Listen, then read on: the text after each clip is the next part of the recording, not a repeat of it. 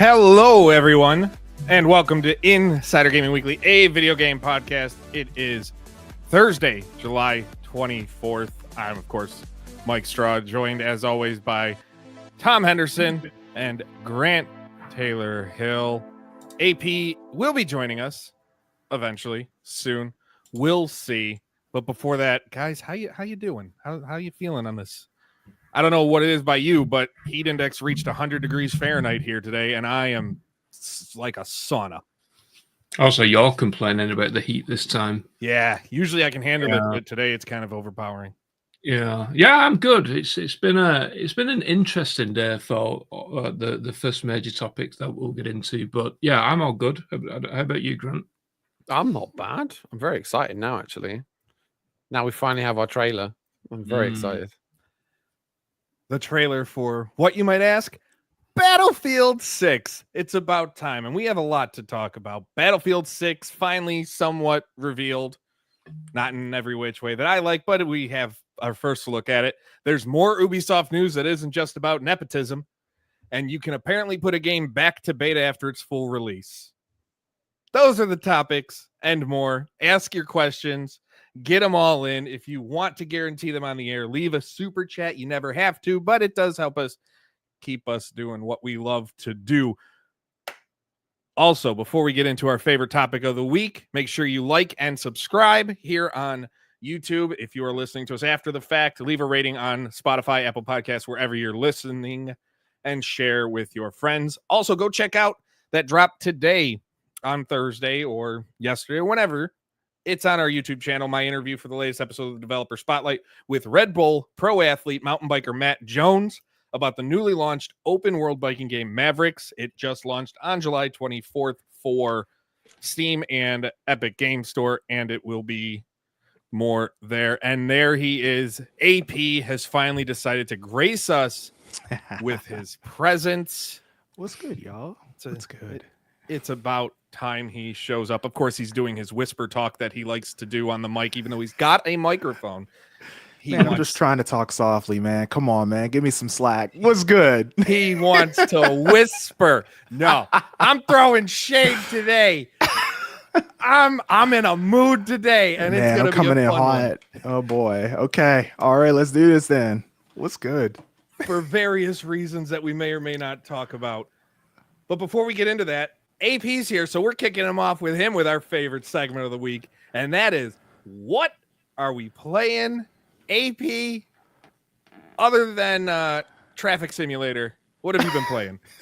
Yeah, fun with Pittsburgh traffic for sure, bro. Always under construction. All the time, the time. Outside of that, though, we finished up our franchise in College Football 25 solely because of the reason 26 came out a couple weeks back. So now we are dabbling in the College Football 26. And so there's one thing I wish you could do with that game. I wish there was a way to import, the dynasty that you had from the previous game into, this game, into the successor's game. That would be perfect, but it is all good at the end of the day. So I'm back with Alabama once again, continuing rolling on with them. And I'm sucking it up. I got to get used to I just got to get used to the gameplay and everything with this game as compared to what we had going on in the last game. Cause we had a lot of sliders and everything going on. So I got to get sliders set up in 26 and yeah, I'm like 0-2 starting off. So I'm not even ranked. So yeah, we're not even going to talk about my team. I haven't even picked up the game yet. No kidding. I've been too busy. Obviously, yeah. we talk about. I've been so busy. I'm like, why am I going to drop 70 on a game right now that I don't know when I'll have the time to play? That's fair, man. Yeah. It sucks, but yeah, I've enjoyed watching people that I like, friends who stream it and whatnot, and living off of that. I've just been playing Slay the Spire again. Pick up my Steam Deck at night and I play that. That's literally been all I've been playing. Grant, what are you playing? Nice. What am I playing? I'm playing, I think last week I said that we just started playing Borderlands because I really want to replay the series. Or actually not replay the series. I want to play the series because we've never played the whole series. So we actually got started on it. And I was like, this is a really good game. My wife and I haven't played a co-op game in years. So I was like, this is probably one of the best ones to get stuck into, right? So she'll play on her PC and I'll play on like the ROG Ally or something, and it works so well. And we're heaving our way through that now, and the plan is literally get all 3 done, the 3 numbered releases done until or before 4 comes out. Can't remember when it is, like the 13th, 14th or something in September. So the goal is to just come into that one so hot on Borderlands. It's like a seamless transition. But apart from that, it's been Old Faithful, and Old Faithful I mean Escape from Tarkov, and that's just been chugging along quite nicely. And that's about it, really. Nothing super special. Nothing like. Man, Nothing. You can never go wrong with Old Faithful, man. You know, it's just like going back to an Well, old it's friend, Faithful. right? Yeah. Yeah, nothing And if new. it's a terrible game. No, I can't say it's a terrible game. It's just a your interview, which you can go see with Taylor Fritz on YouTube as well, the #1 American tennis player in the world. Your interview Well, with in him America. in America. He's America's #1 tennis player in the world. Yeah, I said what I said. I don't care. I said what I said. Anyway, he made a great point about that game. It is so user unfriendly. I like that quote. That was line good. was perfect, and it kind of just in one thing summed up everything that I currently feel about Tarkov. I mean, it's been almost a year since I touched that game, and I had, like we talked about in the past, I have no interest in going back. I'll play Gray Zone or Arena Breakout if I want that. Yeah, man, that's it. Yeah, Gray Zone's the one. Well, Gray Zone's like on a whole different scale. That's if you want to have your you want to strip away the time bound, you want to strip away the map restrictions. If you just want a gorgeous open world to explore with some extraction mechanics, go play Gray Zone, man. That's the one. Yeah, and I think that's what I like the most about it. The world is beautiful. It's beautiful. Stunning. We can talk on that more. Tom, how about you? You playing anything interesting or? Yeah, last week I said I was going to play Deus Ex. Oh, yeah. Unfortunately, I've not got around to it. When is this man going to play a game? I'm kicking off like the series 2 of what Albert started with Final Fantasy. So I'm going to do that with Deus Ex, and I'm going to keep this going for the next 20 weeks at least. 20 weeks. Hour a But week. yeah. I'm just not got around to it. I played a little bit of Hell Let Loose, which seems to be my go-to game, just because I can play an hour a night. And I've also been eyeing up DayZ, but I've not got around to playing it yet. And I know that game. Yeah, it's random because I came across this YouTuber called Bambi, I think he's called. And he's just really funny. He does like David Attenborough voices, like narrating people before he shoots them, and just really good and fun content. That guy is going to use this. He's going to clip this and hear this. He's going to be like, "Oh my god, Tom Henderson shouted me out." Nah, he's a pretty big YouTuber, but and you're a pretty big deal yourself, Thomas. Okay. Dude, I absolutely hate being complimented. Like, I'm the same boat. That's but why yeah, I use your government name too. It's Yeah, not even his government name. Yeah, it's nice to see some familiar faces in the chat. Just quickly shout out those that are revisiting, since, of course, we got the Battlefield 6 reveal. It's Laser saying the last time he checked me out was when I was doing drawings for 2042. Man, like I always felt like that was a cool You little bitches. a cool way to, I mean, obviously it was leaks, but I felt like it was just a cool way to like open up that universe a little bit and reveal the game.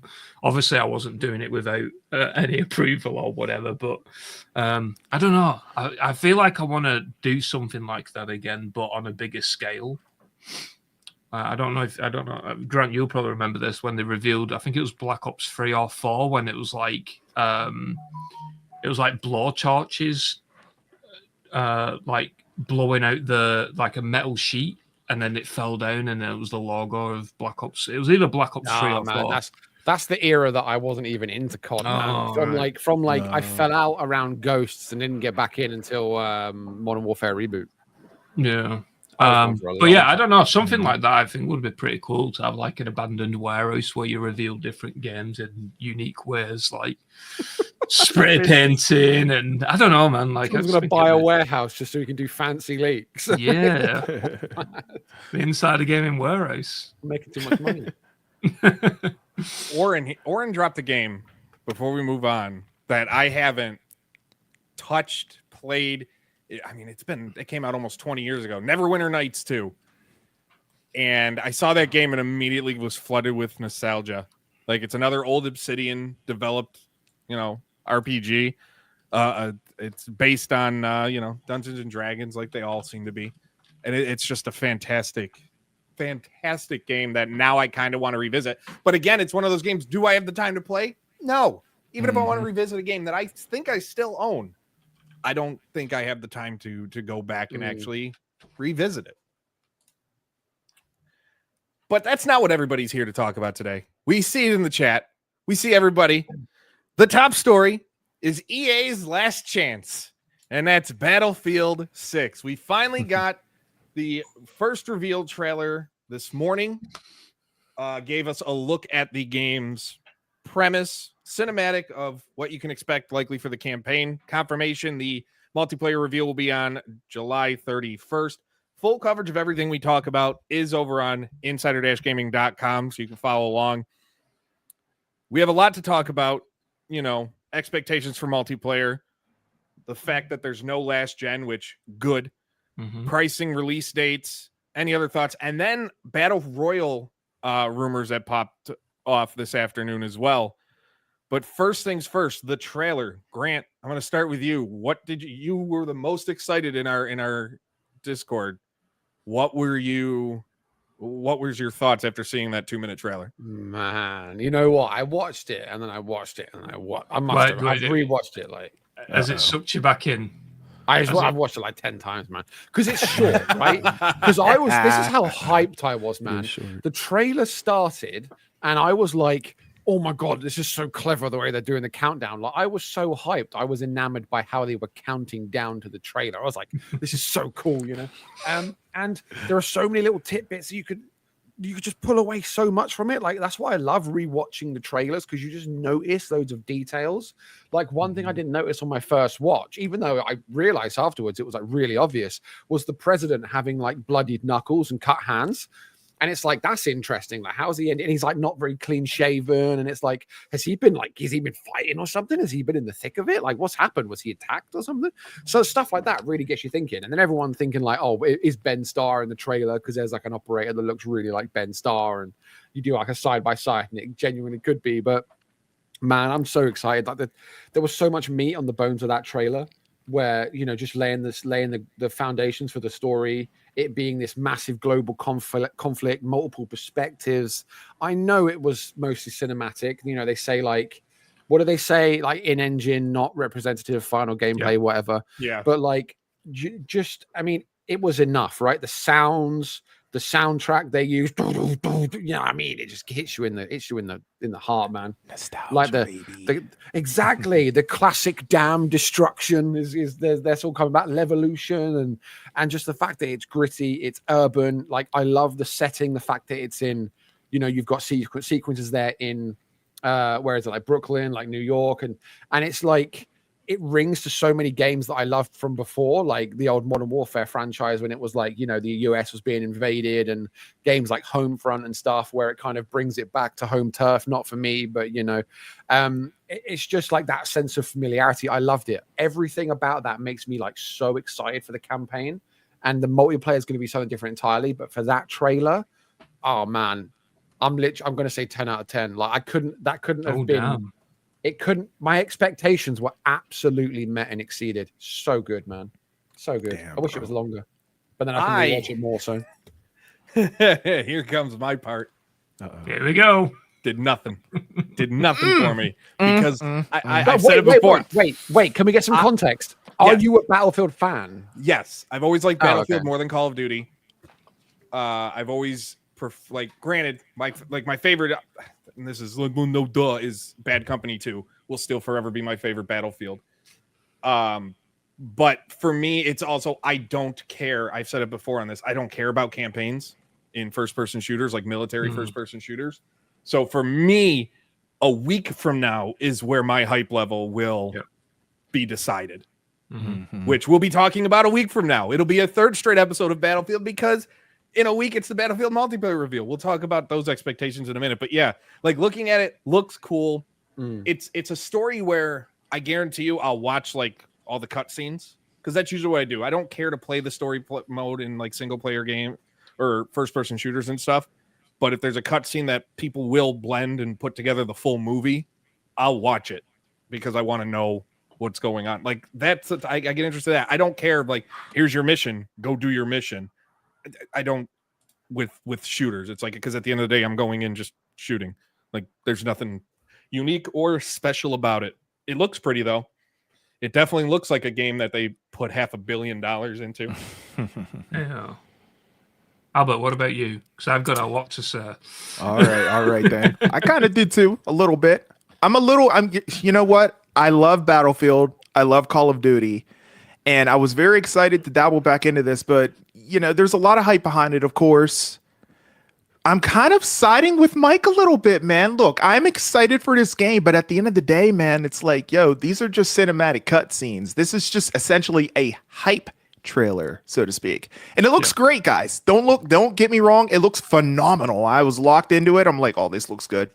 But at the end of the day, this isn't gameplay. I need to see gameplay to sell me on this. I mean, they do such a great job with the cinematics, cutscenes, everything, especially EA. They do a phenomenal job. The Frostbite engine, whatever engine they're using for this, I don't even know at this point. But it looks great. But I need to see gameplay. And I think once I see the gameplay, that's going to be the deciding factor for me. Once I see that and the different modes and everything else.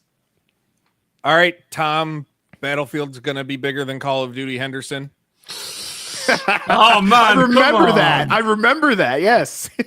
Somebody replied to the tweet that I did earlier today, telling people not to get too hyped with the. I don't know if anyone remembers it, but I did like a rage when they didn't reveal Battlefield 2042 on stream, and like I was banging the desk. I remember that I like completely broke my keyboard. It was all planned, but people like seemed to roll with it like it was a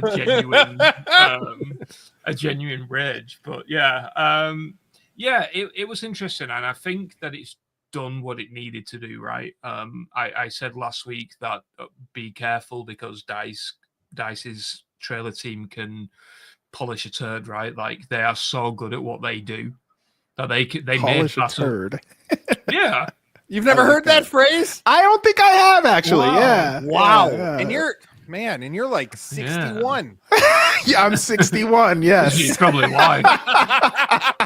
But yeah, it did what it needed to do, and I'm completely on board with Mike and Albert. I think that the true deciding factor is going to be next week on the multiplayer reveal, but I'm actually going to go. I'm going to go one up on that and say that the deciding factor for me personally is going to be the beta. Right, I want to get my own hands on, and the reason for that is just simply because of this report that I did earlier this week. DICE, EA, and various agencies are paying a substantial amount of money to get creators out there, and that. To be honest, that scares me quite a lot.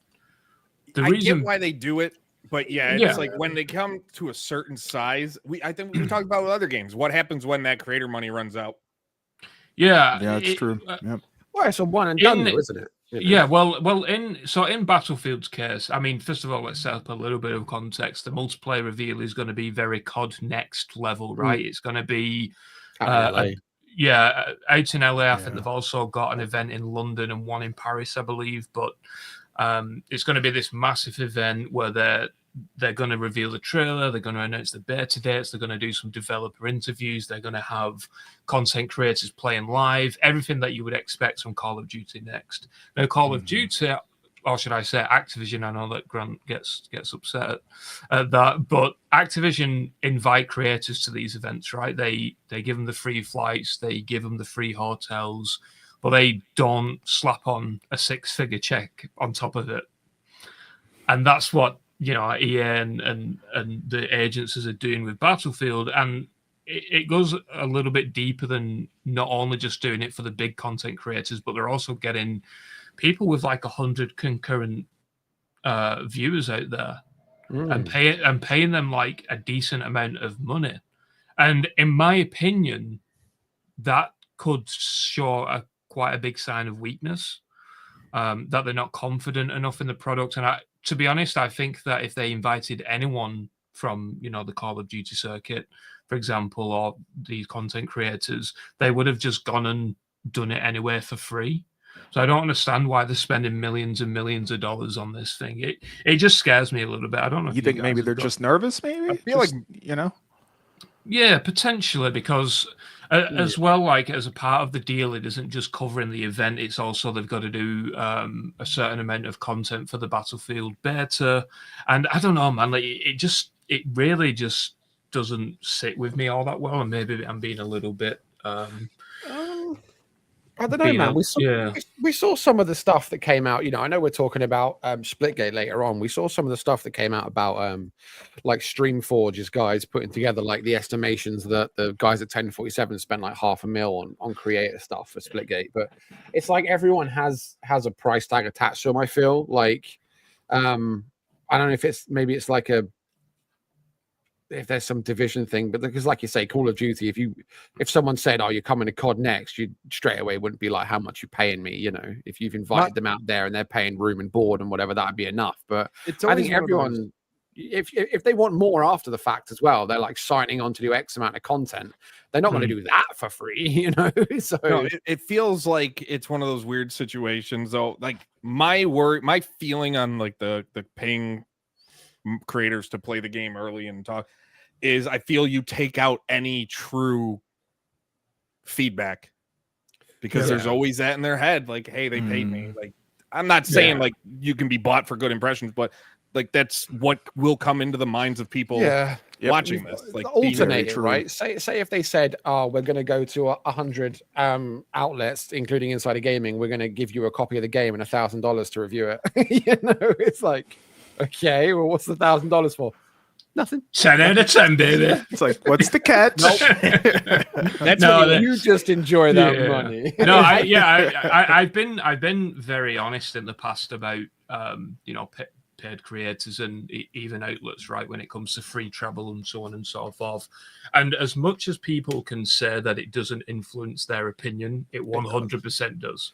Because I mean, we see it time and time again as well, right? Like there is, I'm not going to name names, but there is people in the Battlefield community, for example, that have not been invited to the event because they've given what I would consider honest feedback on 2042 or, the state of Battlefield or whatever it may be.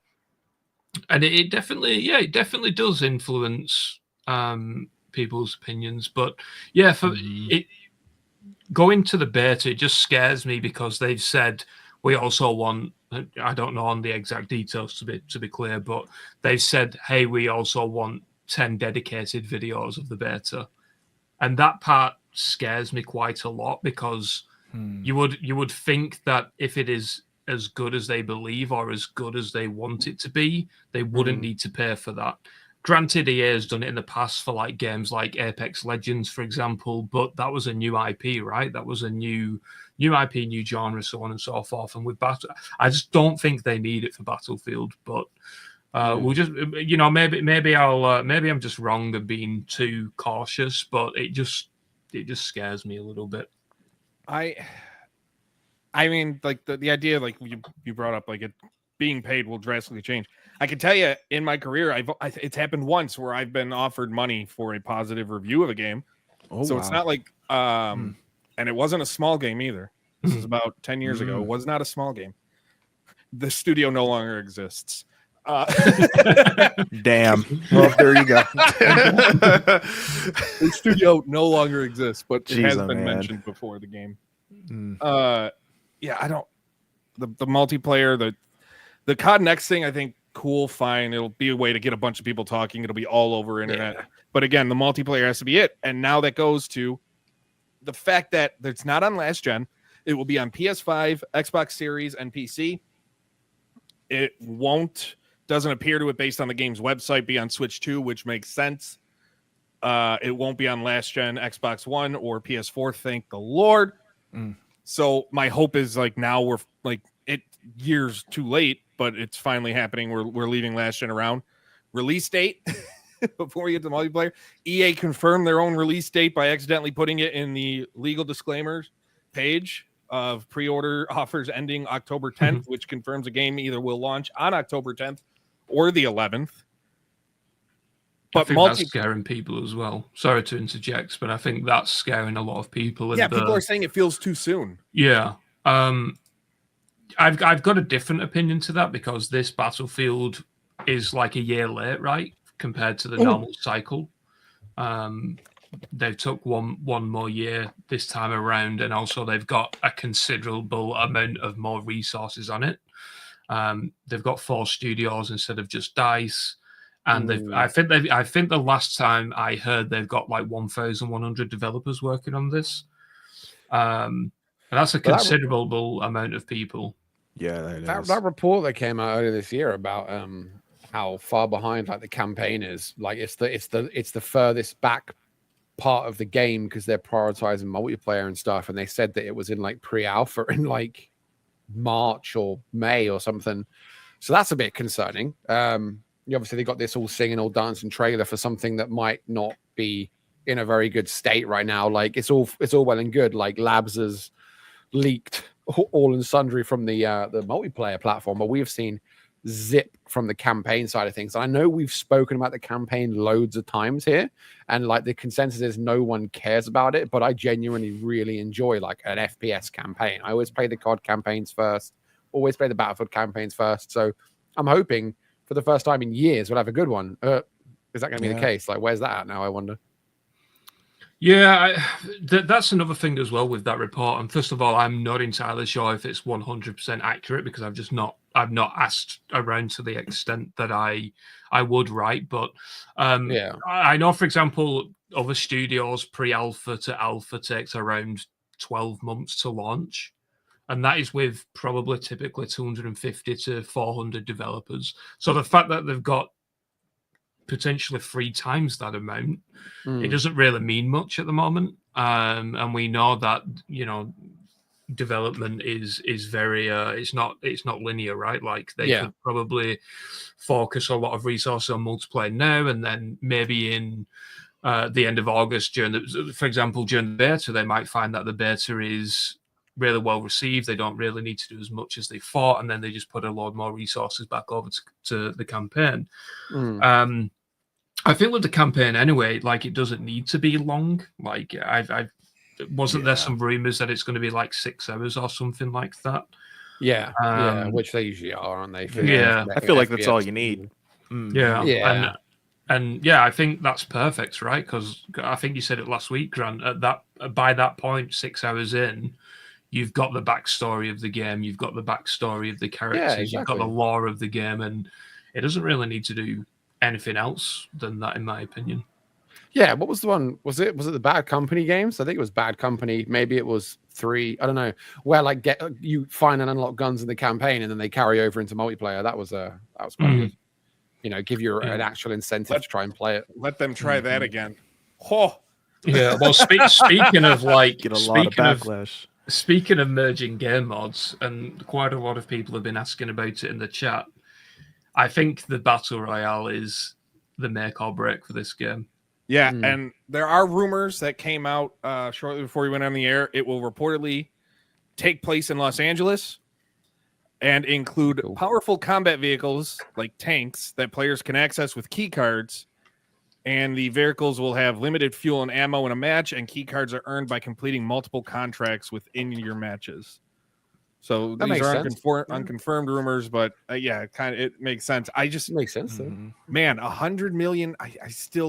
I know that's we talked about last week. Like that's higher up belief, like 100 million players. I just don't see a battle royale game in 2025, a new one, doing numbers to get Battlefield as a whole to that. I love the nuances you put on that. I don't see a battle royale game in 2025. A new one.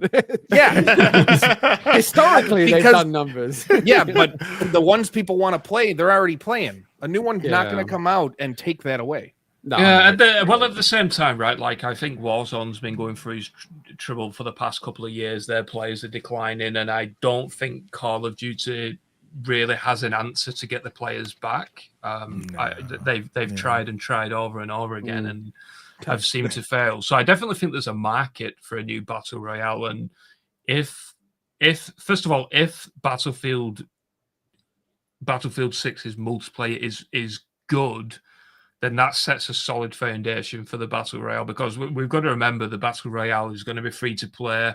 It's going to have a competitive component like this. It's codenamed Gauntlet. I'm not sure if it's going to be actually within the, that's what it's going to be called within the final release. But that is just an easy barrier of entry, right? Like free to play, that's where they've probably got that 100 million player from. Again, this is the brainchild of Byron Bede, who was in charge of Warzone. So that he's done this before, and whether or not times are different this time around or whatever. Yeah. I don't know. I just think that is going to be the key to this game's success, and I think that the market does want a battle royale like that, right? Paul in the chat saying, hopefully they still bring back Metro. They could you imagine? They have to, right? Because there's maps that they have on every game. What's the one map that's in every game? It's Metro, isn't it? And they have their different variations on it. Like it was in Battlefield 5. Yeah. So I could see them bringing back Metro. All I know is some fan stuff. They could put out a map where all you do is run up and down a sewer pipe, and it'll still be better than any map in Black Ops 6. Damn. Black Ops 6, I'm going right back to the Call of Duty shade. Black Ops 6 had the worst multiplayer maps I think I've ever played in a multiplayer first-person shooter in my life. Damn. I mean, Call of Duty Black Ops 6 is the Call of Duty game that I haven't played the most for sure. So I can't disagree with you on I that. bought it. I played it for 2 weeks. I'm like, I wasted my money. Thanks. I did about the same. Yeah, I was like, I think it's just an edge thing with you two. It's the Bubsy 3D of Call of Duties. I think I just wanted more Modern Warfare 2. I think that's the problem. Just, lay off of Ben, bro. It's been a long time. No, I will never get over that. They stole money from me when I didn't have much. And I mean, I don't have much now, but I definitely didn't have much as a 7-year-old. Pocket money, man. They stole your allowance. No, they stole the lunch money I didn't spend on lunch, so I could save up to buy a game. That's what they did. So, before we move on to more topics, what are your expectations for this multiplayer reveal next week? Yeah, it's just COD Next, right? Like, well, what are you hoping to see? Lots of live gameplay snippets, literally, like it's just COD Next. It's what I prefer, right? Because I've said it so many times. Every time we have an event or anything, I despise, right, when when developers or whatever, they do their trailers for multiplayer, and it's always got that stupid. They like pan around. Around the camera around the. There's so much operator. Play it real. They walk out into an environment and they're like, just freaking play the game, man. I don't need these cinematics. I remember Horizon was really bad for that. I remember we were watching. I think it might have been Modern Warfare 2, the recent Modern Warfare 2. We were watching the campaign reveal, covering it, and that's what we were talking in the chat because they were walking through like the tunnel, and they're just like, they just hip fire everything. They don't sprint. They try to keep no one moves. High, As slow as the last in these games, but that's why I like this, because obviously they just go from like creator to creator. They dip in and out. I imagine they're going to have a panel of developers talking about bits and pieces, and I like that because it's organic and it's showing the guys actually playing it live. Obviously, in matches, they're going to be as soon as the camera comes on them, they're going to hype because they're they're YouTubers and that they're going to be like over the top about it and like hype it like it's the best thing ever because they're being paid to be there, right? But I think it's I think that's way better than just having like a 5-minute walkthrough that's completely fake, inorganic. And we're 100% lazy. He wants full match gameplay. We're 100% going to get that. Like, there's no. Well, they're streaming it. Every creator going is streaming on their own channel, so you can watch it from their perspective. So. Yeah, exactly, which is great. So pick your poison. Yep. Topic number 2. Before we get into that, actually, a reminder. Leave a like, subscribe. If you want to guarantee your question gets read during the show, consider leaving a super chat. Any amount helps. It keeps us doing what we love to do. But now we're moving on to our favorite studio to talk about every single week, and that is the great Ubisoft. And this one isn't all about nepotism like it was last week. This is about Shadows DLC being confirmed for September, first reported by Tom Henderson at Insider Gaming. New confirmation, not really confirmation, but we know it's happening. Shadows coming to Switch 2, based on the report. Ubisoft CEO Yves Guillemot, not Guillermo. Here we go. There we go. Yves Guillemot. Did you guys see Grant look up at the camera? Sorry, Tom, Star please. Wars. Please. Get him on. Thinks Star Wars failed. Outlaws failed because Star Wars is the problem. Definitely. Valorant's gonna steal sales. Monetization makes player That was the experience more best bit, fun. man. My God.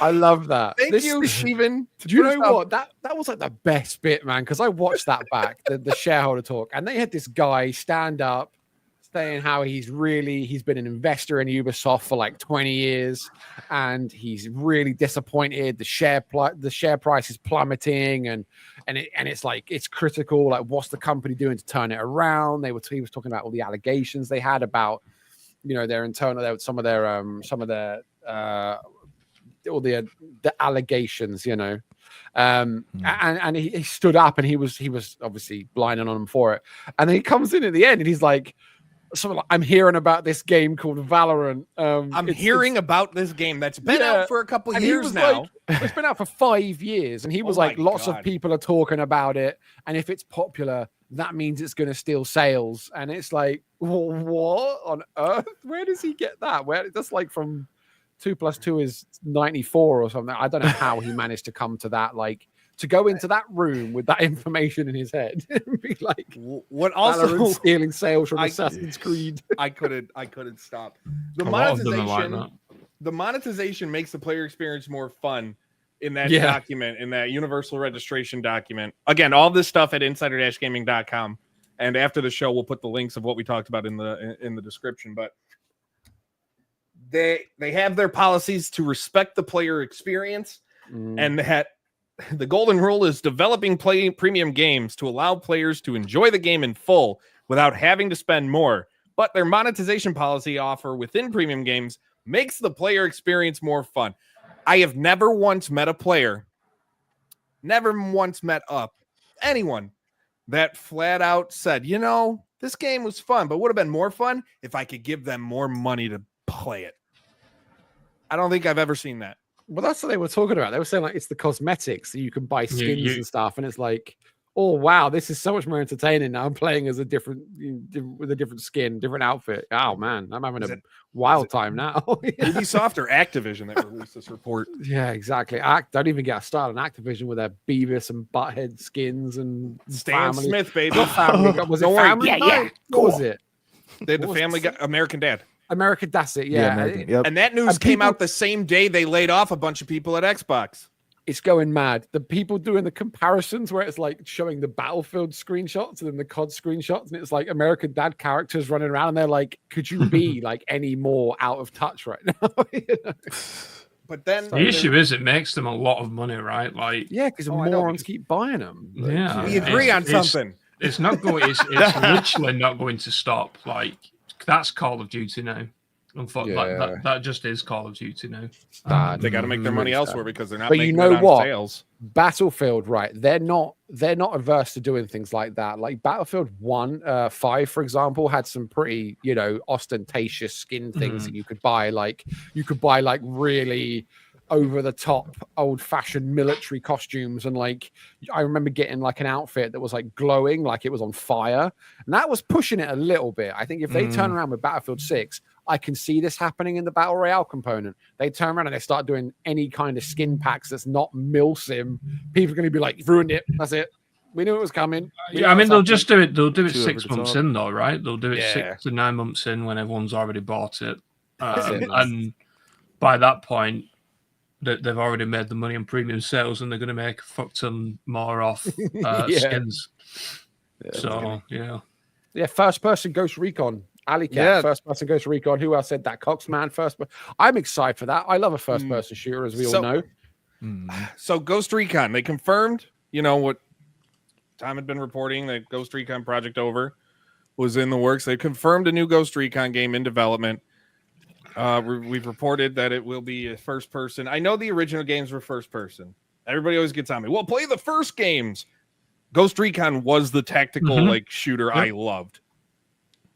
But when they went to third, I kind of preferred it.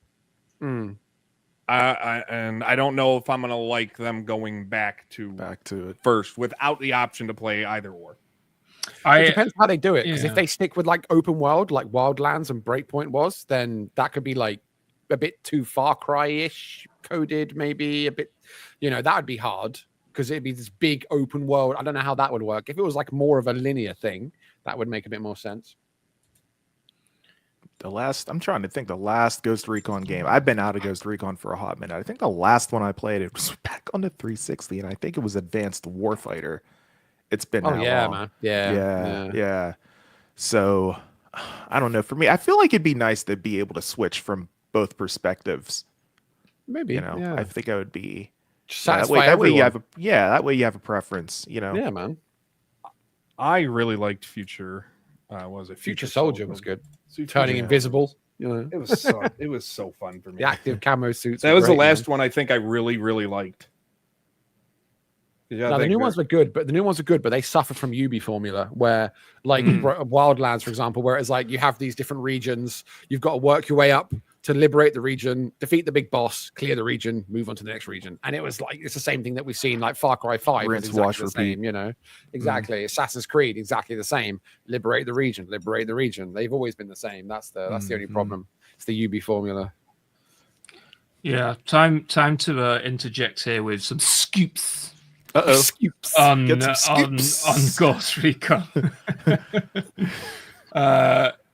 So the first person thing's interesting, and from what I've learned about that is because they wanted to take the franchise back to its roots, which makes sense, right? Because as Mike said, the first one was first person, so on and so forth. But I think what they've done this time around is they've probably seen games like Ready or Not, which, by the way, sold 1 million units on console in its first 4 days. But they've looked at games like that and kind of thought maybe there's something there and we can take the franchise back to its roots.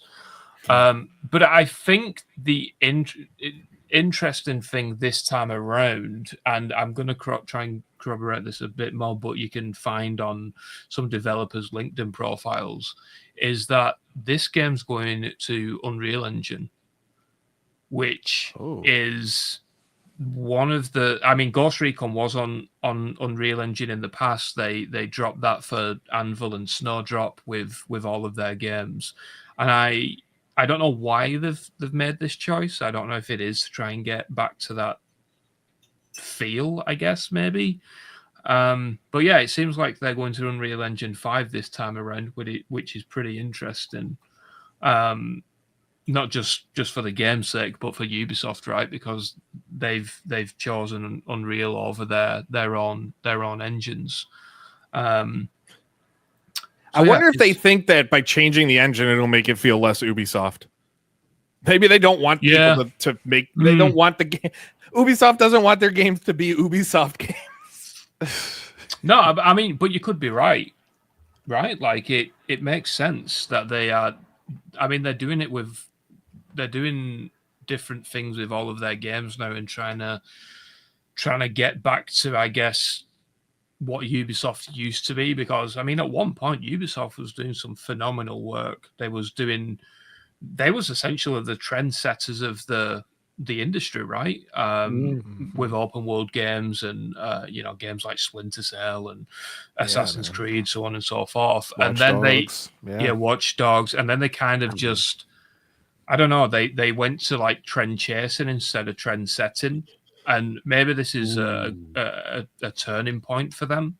And I said this, I think it was in the last stream. Ubisoft does have a very good pipeline of games in the works. It's just that they're not there yet, and we know that they've delayed all of these games probably for another 9 to 12 months. They didn't do a Ubisoft Forward this year, and in theory, they could have a very, very good Ubisoft Forward next year.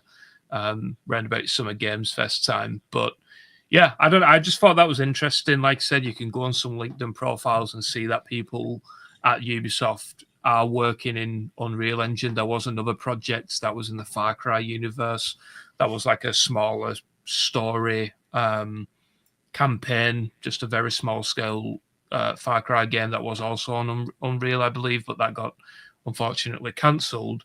And leaping back to the Star Wars thing and cancellations, again, I am working on a book about cancelled video games, but these don't really have big stories behind them. But they also recently cancelled Star Wars Outlaws 2. Because that was planned and in the works, but it wasn't like it didn't enter production for as much as I know. It wasn't really like So it's still in like the stone. pre-production, like Yeah. It was yeah. very, very, very early, but I We're think probably they just- 7 years away from seeing it. Yeah. But they looked at Outlaws 2 and thought, yeah, let's not do that. But yeah, just some interesting stuff. I just, if they're gonna go back to their roots with Ghost Recon, I want them to truly go back. Let you be in charge of like, Well, the that's ghosts. Like, yeah, make it a true tactical shooter again. yeah. Not what it was. That's exactly what I've heard. Is that it's going to be basically a milsim. Like proper realistic, kind of like Ready or Not. You're going to be able to like drag your teammates, shoulder tap them to enter rooms, and all of that kind of stuff. It seems like it's going to, yeah. You know, that makes me sad about and makes me miss Rainbow Six, like true Rainbow Six. Yeah, where you're breaching doors. Yeah, the first 3 Rainbow Six games. Yeah. Man, you guys, you go back to SOCOM, man. SOCOM was the one. You played SOCOM, US Navy SEALs, man, with the headset on as well. That shit was revolutionary back on PlayStation 2, man. You should tell like Jester and Spectre and whoever else you like breach and clear. And I was like I don't know, like something like 9-10 years. I can't remember when it was, right? I was young. And you get on the headset and you're like, breach and clear, and they go and you're like, hold your fire. And it's so freaking cool, man. Did you have the PlayStation 2 network adapter to play to talk online? Man, I wish. That was one of the first games that went multiplayer. Yeah, man. Yep. Using the headset type of thing. Hold on. Mr. Valdez drops a game here. The original Delta Force franchise. Delta Force 2 is my favorite first-person shooter of all time. All time. It wasn't that it was great. It's the game I had the most fun playing in my life. That just made me really happy to see. But on the point of like putting your headset on and talking, I remember when the Kinect first came out, I was playing NBA 2K, had the Kinect hooked up because it was just hooked up, and I'm playing. And I turned the ball over, and I swore up a storm. And I got a technical foul because they didn't tell you that the audio got picked up. So I forgot about that. They did include that. Oh, man. I used to love how they tried to shoehorn the Kinect into so much. Like Dead Rising 3. When Dead Rising 3 came out as a launch title, the Xbox One, and you had the Kinect, you could shout to get the attention of the zombies. And it was just like, it's such a pointless thing, right? Sitting in your bedroom screaming at zombies, and they're just like, what's the point of it, really? It's just a gimmick. Trying to break that fourth wall, man. That's it, man. Kojima would be proud. Oh, bro, we all remember Psycho Mantis, right? Yes. That was it, man. Just one last thing on Ghost Recon as well. I have heard like they are using a lot of like actual people in the military and veterans, so on and so forth, for mocap and all that kind of stuff. So it seems like they're taking it very seriously. So I'm intrigued. Nice. Some of the stuff that I've seen on it, like I reported on it in one of the past reports last year, but it was like it reminded me of the Modern Warfare mission, when there's the baby in the cot. Oh yeah. It was kind of like that, and the pointing all the rifles at this the baby. Yeah.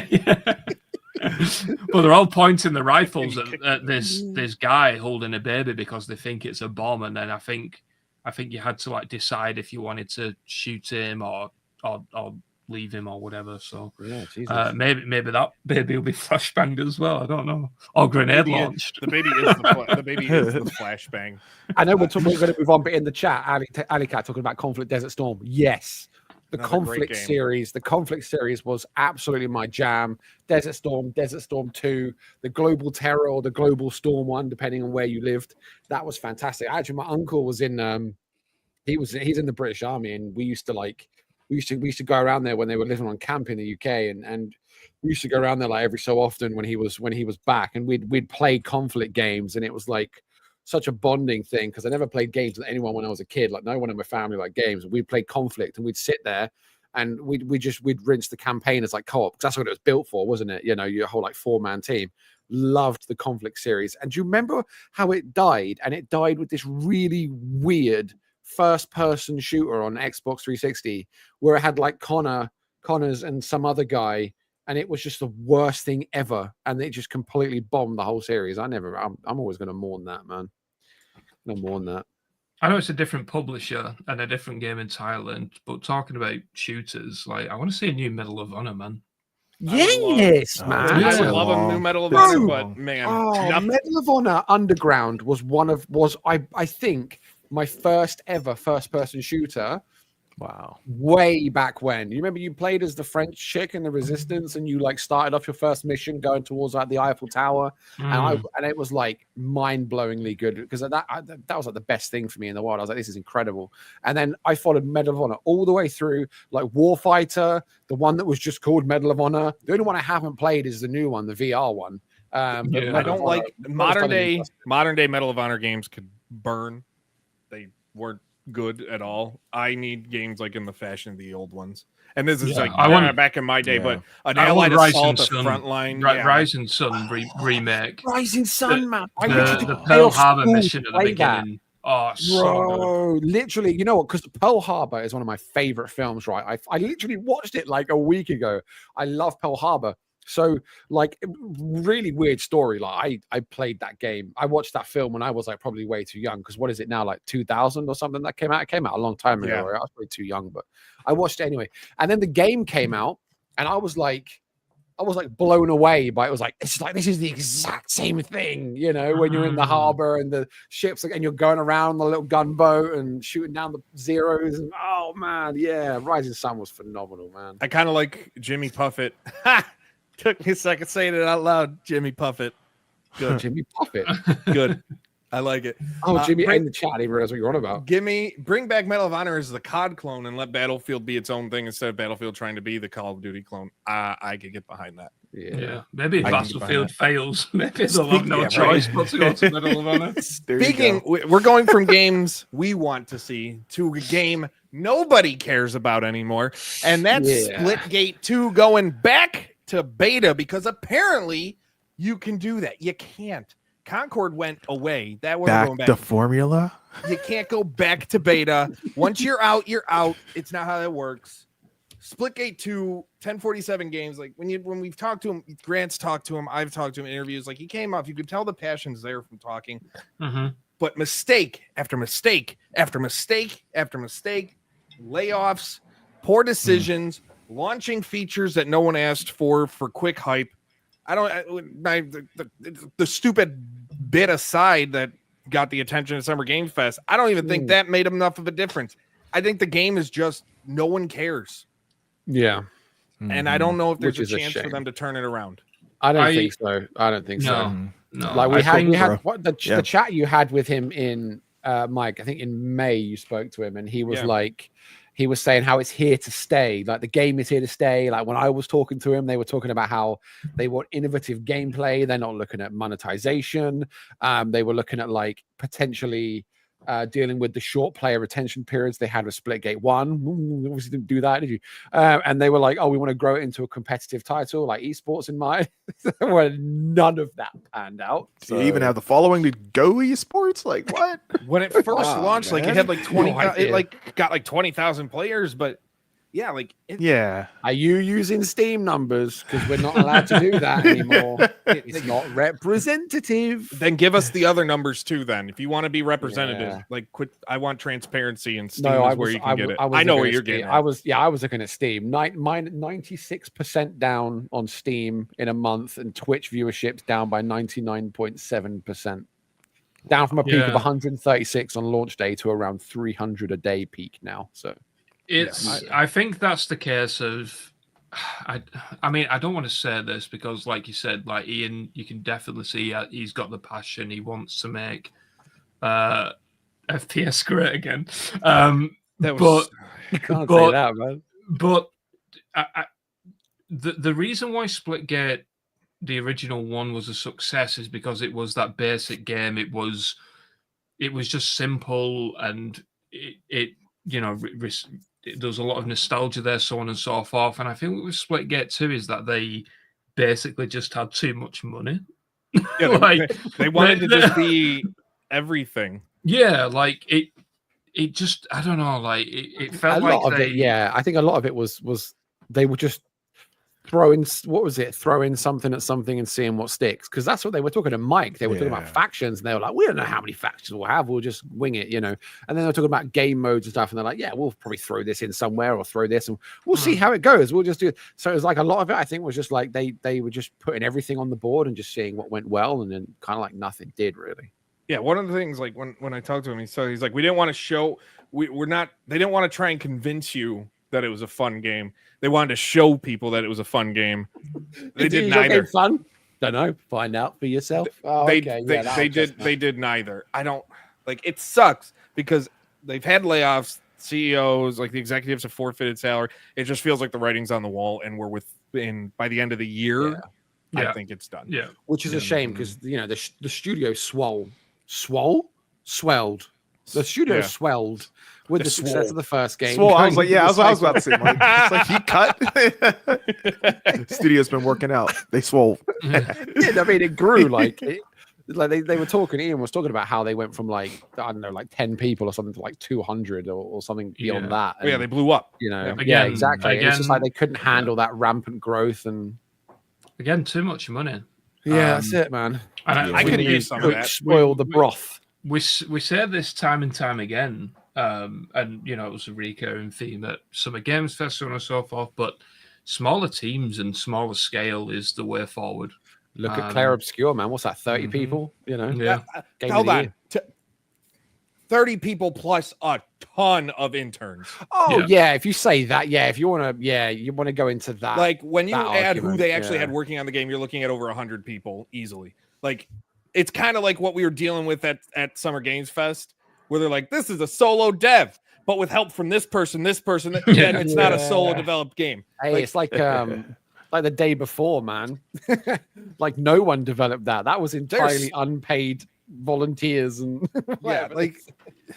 I genuinely feel though like it's bad for the interns as well, right? And like even the developers that are not credited. They don't get credits, man. Yeah, if you spent a year or two on a game, especially if it's, I mean, in most cases with interns, obviously it'll be the first project not to be credited on that. They're still banging it on their LinkedIn though.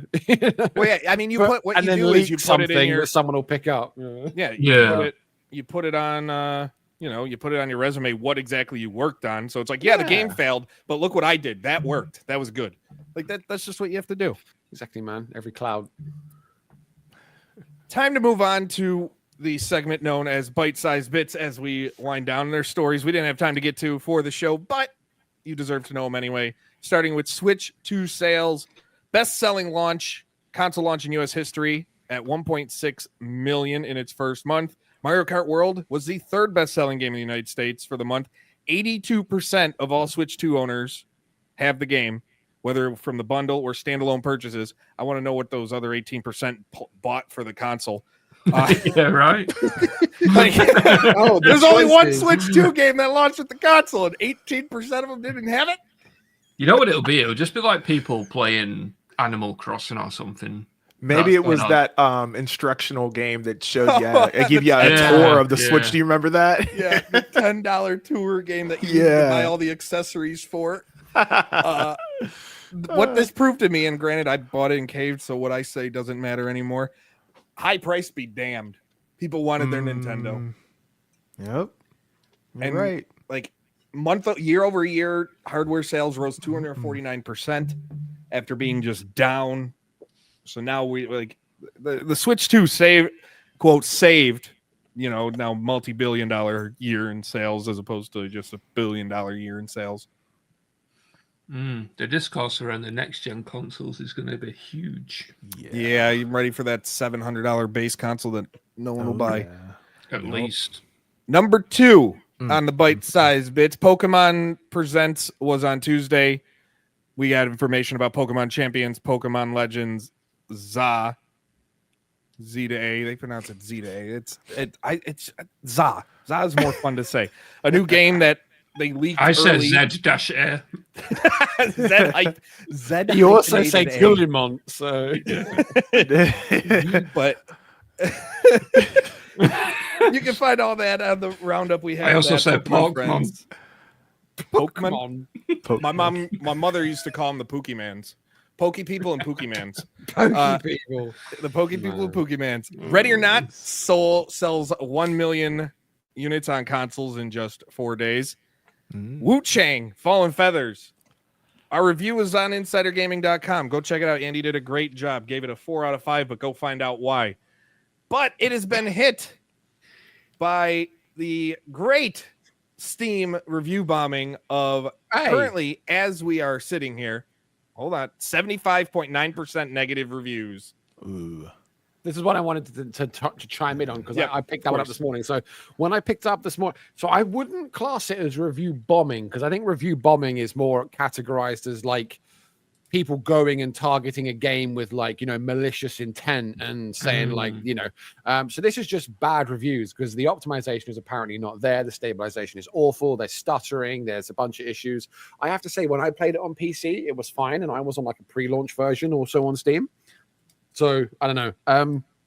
But it's getting better already. So this morning when I got up and it had peaked at 114,000 people, whatever it was on Steam, it had 86% negative and was regarded as overwhelmingly negative. And now it's looking at like 75, 76 at mostly negative. So it's coming back around. Maybe they pushed out something. Maybe they patched something. I don't know. But it looks like it's already starting to peter out a little bit. It's getting you got to think there's just about 30,000 total reviews. So we'll and most of these see reviews, what it if is. you look at them, they're like 0.2 hours played or whatever, and they're like, "This game is so bad, it's unplayable." I feel like unless you need to have put at least an hour into a game before you can leave a Steam review. Yeah, unless the game is completely unplayable. Like it's again, it comes down to nuance. But Grant's doing his Breaking Bad Fly episode. I could keep seeing. How do you know, bro? Because every time I look at your camera, I see you like whacking the wall and stuff. Or you're like a cat, like just looking to with the a ball left of yarn or something. Yeah, there's man. one across my desk right now. Alley Cat asked a good question: can Pokemon compete with Pal World? Sorry, I got him. You're good. Can Pokemon compete with Pal World? No shot. Pal World has Pokemon. Pal World has guns. They got no shot. The guns will beat the Pokemon in a minute.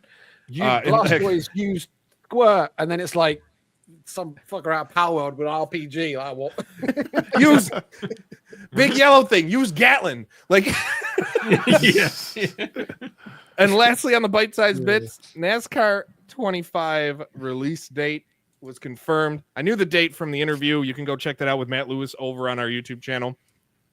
October 14th, it comes out for PlayStation 5 and Xbox Series X and S. It will also release on Steam shortly thereafter. They don't have a date just yet. That news broke early because we had the information under embargo. But, larger outlets like to break embargoes, and they won't get punished for it. There's outlets, like the Ignas out there that want to break them, and they do it regularly, and, Igna, but if we did it a few times. Yeah, they've over the last year alone. Did I just embarrass myself? Is that an actual thing? I'm just looking back at what I said. Blastoise used Squirt. Is that a thing? It is for you, Grant. It is for you. It is for you. We just kind of let it slide. I just know he has water cannons on his back. Yeah. Well, he's water gun. I don't know the name of the attack. I'm just water gun. His original form is Squirtle. Right. Yeah, I know that. That's probably why I'm getting confused. But he didn't also. There's also no move named Squirt. Well, Water gun. Well, So. well, You don't We've come here, obviously guys, played- to Insider Gaming we Weekly play for the great different Pokemon, talk. games. Yeah, what? Hey, if he's on the Nintendo, new. there's some smut somewhere. Grant's on the newgrounds.com Oh, man. Pokemon games. That's where Grant is. Yeah. Like, There's a mod for everything. sure. We're gonna move on because that was it for the bite-sized bits. Before we wrap up, is there anything else that we missed that you want the people to know? Nah, man. No, I think next episode's going to be good with finally getting to see Battlefield 6 multiplayer. Yeah. We'll have the beta will we? by then. Yeah, because it's the No, we first. won't. The 31st. Yeah, but what time? It'll be way before we go on the air. Oh, okay. Yeah. Yeah. Good point. So as I was saying, we'll see that. We know, from the leaks, so on and so forth, that the beta is going to be in August, so we'll get a definite date. And then, I don't know, it seems like Battlefield 6 will be a reoccurring theme on the podcast for the next few weeks. And then we've also got Call of Duty Next, which I think is in September.